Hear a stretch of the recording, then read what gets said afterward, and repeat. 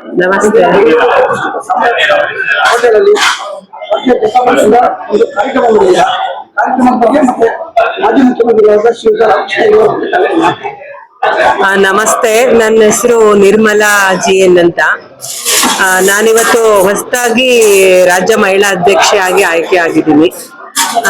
ಮತ್ತೆ ನನ್ನ first day ಇವತ್ತು ನಾನು ಈ ಪಕ್ಷಕ್ಕೆ ಬಂದಿರೋದು. ರಾಮಕೃಷ್ಣ ಹೆಗಡೆ ಅವ್ರ ಬಗ್ಗೆ ನಮ್ಗೆ ತುಂಬಾ ಹಿಂದಾಲಿಂದನೂ ಗೊತ್ತಿರುವಂತ ವಿಷಯ. ನನ್ನ ಕುಟುಂಬದವರೆಲ್ಲ ಅವ್ರ ಪರವಾಗಿ ಹೋರಾಟ ಮಾಡಿದ್ರೆ ಆ ಪಕ್ಷದಲ್ಲಿ ರಾಜಕೀಯ ಆಡಳಿತ ನಡೆಸಿದೆ. ಇವಾಗ ನಾನು ಬಂದಿದ್ದೀನಿ. ನಿನ್ನ ಜರ್ನಿ ನೋಡ್ಬೇಕು ಹೇಗೆ ಆಗತ್ತೆ ಅಂತ. ಮತ್ತೆ ನೀವು ಕೇಳಿ. ಮೇಡಮ್, ಇದು ಬಹಳಷ್ಟು ಯೋಜನೆ ನಾವು ಸ್ವಲ್ಪ ಅಷ್ಟಷ್ಟ ಓದ್ಕೊಂಡಿದ್ದೀವಿ. ಎಲ್ಲೆಲ್ಲ ಬೇರೆ ಸಾಫ್ಟ್ವೇರ್ ಕೆಲಸಕ್ಕೆ ಹೋಗ್ತೀವಿ, ಚೆನ್ನಾಗಿ ಅನ್ಯೂಸ್ ಮಾಡ್ತೀವಿ. ಈ ಒಂದು ರಾಜಕೀಯ ಯಾವುದೋ ಒಂದು ಪಕ್ಷ ಭಾರತೀಯ ಜನತಾ ಪಕ್ಷ ಆಗಿರ್ಬೋದು, ಮತ್ತೊಂದು ಪಕ್ಷ ಆಗಿರ್ಬೋದು, ಒಂದು ರಾಜ್ಯ ರಾಜಕಾರಣಕ್ಕೆ ಬಂದ್ರೆ ಯೋಜನೆಗಳಿಗೆ ಒಂದು ಫ್ಯೂಚರ್ ಭವಿಷ್ಯ ಇದೆಯಾ? ಖಂಡಿತ ಇದೆ.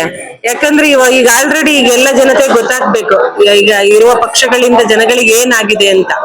ಈ ಕಡೆ ಹೆಣ್ಮಕ್ಳಿಗೆ ಕೊಡ್ತಾರೆ, ಗಂಡು ಮಕ್ಳ ಕೈ ಇಸ್ಕೊಳ್ತಾ ಇದ್ದಾರೆ. ಈ ತರ ನಡೀತಾ ಇರೋದ್ರಿಂದ ಅವ್ರುಗಳೇ ಎಲ್ಲರೂ ಅರ್ಥ ಮಾಡ್ಕೊಂಡಿದ್ದಾರೆ. ಎಷ್ಟೋ ಜನ ಆಟೋಗಳಲ್ಲಿ ಓಡಾಡಿದಾಗ, ಕ್ಯಾಬ್ಗಳಲ್ಲಿ ಓಡಾಡಿದಾಗ ಅವ್ರು ಹೇಳ್ತಾ ಇರ್ತಾರೆ ಇದೆಲ್ಲ ನಾವು ಹಾಳಾಗ್ಬಿಟ್ಟಿದೀವಿ ಅಂತ. ಖಂಡಿತ ಬದಲಾವಣೆ ಆಗೇ ಆಗುತ್ತೆ. ಯುವಜನತೆ ಮತ್ತೆ ಅರ್ಥ ಮಾಡ್ಕೊಳ್ತಾರೆ. ಹಾಗಾಗಿ ಈ ನಮ್ಮ ಪಕ್ಷವನ್ನ ಈಗ 28ಕ್ಕೆ ಒಂದು ಒಳ್ಳೆ ಆಡಳಿತಕ್ಕೆ ಖಂಡಿತ ತರ್ತೀವಿ.